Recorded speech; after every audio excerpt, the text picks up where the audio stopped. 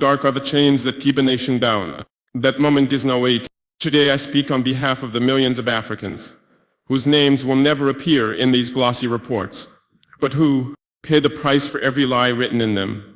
I speak for the children with bloated stomachs and empty classrooms. I speak for the mothers giving birth on cold hospital floors. I speak for the farmers who watch foreign companies fence off the very land our ancestors died to defend.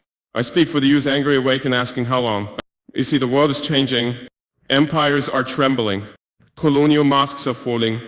But what remains, what still cripples Africa, is not just external exploitation. It is internal betrayal. And this is the cancer we have come here to treat today. Let me say it plainly, we cannot continue to call ourselves free while we remain mentally colonized and economically shackled. We cannot keep sitting in summits funded by those who profit from our division, and then act surprised when we are handed scripts instead of sovereignty. We cannot solve African problems with European solutions. We cannot beg for liberation while still drinking from the very chalice that poisoned our fathers. I did not come to ask for permission. I came to deliver a verdict. Africa will no longer apologize for saying no. No to false partnerships. No to exploitative debt traps. No to endless interference disguised as aid. No to puppet leadership installed to maintain foreign interests. If that offends some in this room, so be it.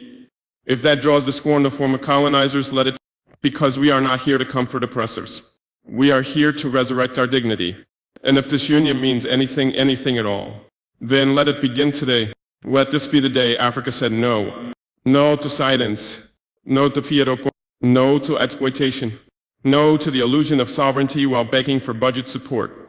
We, the people of Africa, are not poor. We are plundered. We are not backward. We are deliberately held back. Though we are not divided by faith or tribe, we are divided by those who fear what a united Africa would mean. Today, in this very hall, I call for a reckoning. Not with Europe, not with the IMF, not even with our colonial past. I call for a reckoning with ourselves as African leaders, because no enemy outside can defeat us unless we are first defeated within. I speak to you not as a president, but as a son of the soil, a man who has seen what bullets do to children, what sanctions do to medicine, what foreign policies do to freedom. And I say this with a heart that burns. If we do not change course, the next generation will bury us not with honor, but with shame. So today, let this not be another summit of smiles and speeches. Let this be the line in the sand. Let this be the start of a new African century. Let this be the moment the world hears one voice rising from this continent saying, enough, the chains are off. The truth is loud, and Africa finally is awake. No more puppets, no more chains. Brothers and sisters, let me begin with a truth so sharp it cuts deeper than any sword. Africa has never lacked leaders, only lions. We have presidents, we have ministers, we have parliaments and constitutions.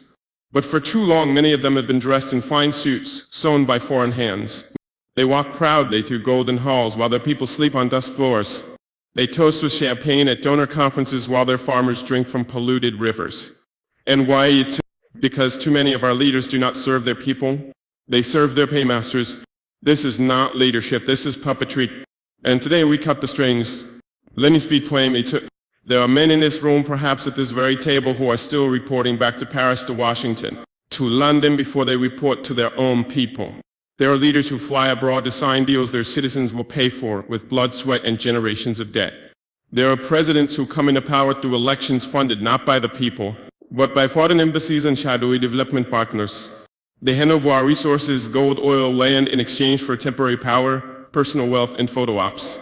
These are the men who wear the mask of freedom, while bowing to the same masters our ancestors died to escape. Enough. We are not free if we are governed by remote control.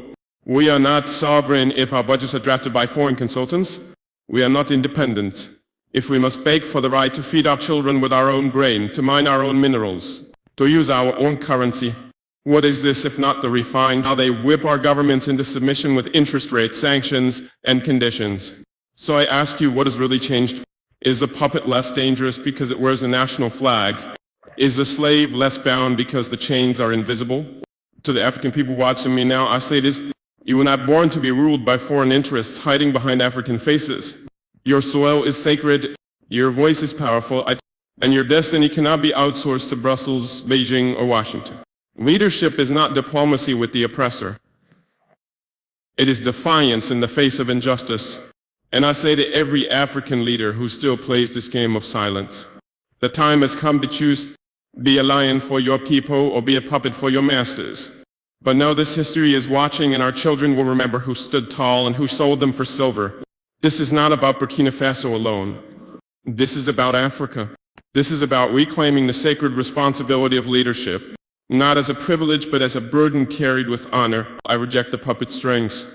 I reject the golden chains. I reject the throne that comes with silence. If they call me a threat, so be it. If they sanction me, so be it.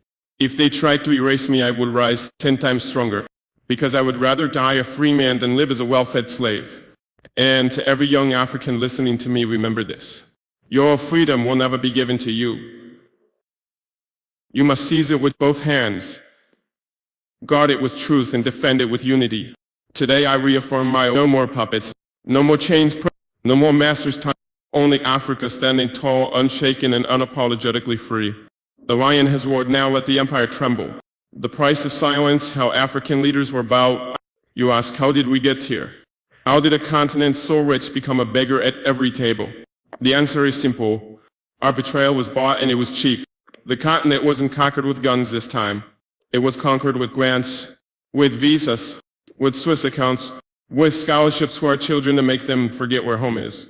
The truth is bitter, but I must say it. Africa was not only colonized by force, it was colonized by favor.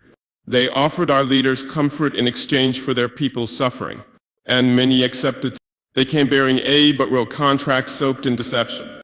They offered investment but took control of our ports, our railways, our land, even our skies. Some of you sitting in this hall signed those deals. You sold your people's birthright for a handshake and a motorcade. You traded your country's dignity for a title you don't even control. You took loans that will be repaid not by you but by the barefoot child in the village, the mother with no medicine, the farmer with no seed deal. You knew the terms were poisonous, but you drank anyway because the chalice was made of gold.